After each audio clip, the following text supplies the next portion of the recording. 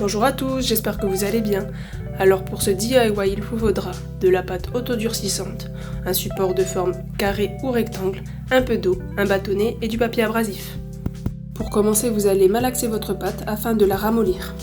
Et ensuite, vous allez l'aplatir à l'aide d'un rouleau.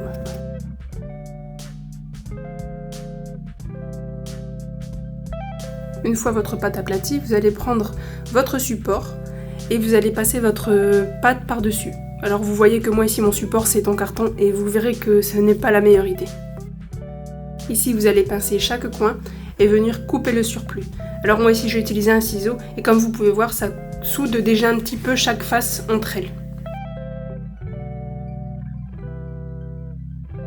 Maintenant vous allez prendre un petit peu d'eau sur vos doigts et bien pincer chaque face entre elles et puis lisser avec un petit peu d'eau tout le long pour que le tout soit bien lisse et propre.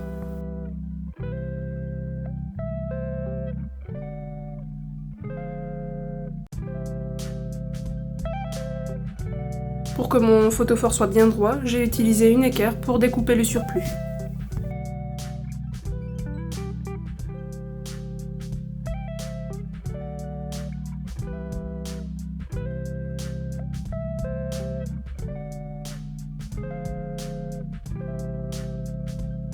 Pour ce photophore ici, j'ai décidé de laisser apparaître la lumière, donc j'ai fait des petits trous à l'aide d'un bâtonnet et j'ai rajouté ensuite des mini trous.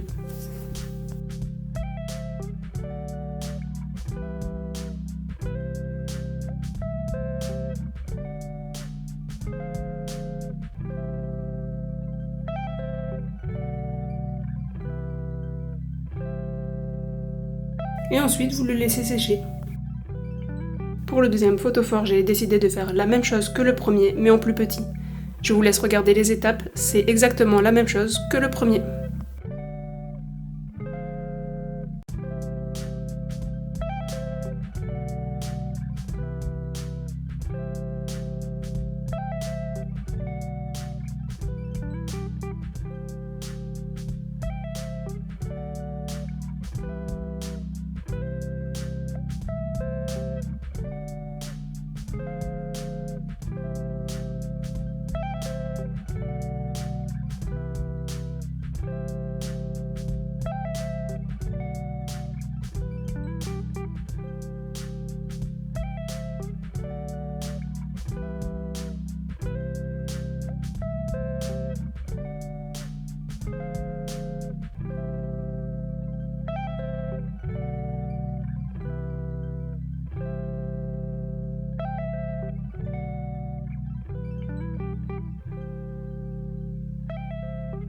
Ici, j'ai décidé de faire la même chose que le plus grand, mais avec des trous beaucoup plus petits.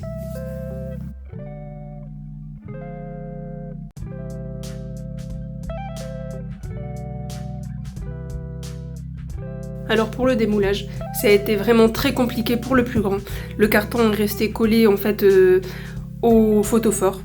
Donc pour remédier à ça, j'ai essayé d'enlever le plus gros et puis je suis venue peindre à la bombe. Donc ce que je vous conseille vraiment, c'est de prendre soit un support en plastique, ou alors si vous avez vraiment que du carton, peut-être mettre du film plastique par-dessus ou quelque chose pour le protéger afin que ça colle pas au photophore.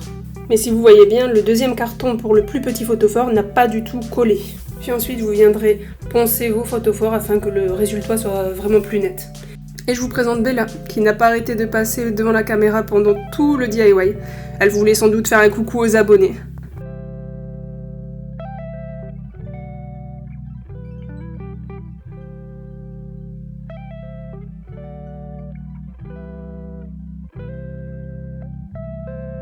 J'espère que ce DIY vous aura plu. Si c'est le cas, n'hésitez pas à liker, à commenter, à vous abonner. Je vous dis à très bientôt pour une nouvelle vidéo.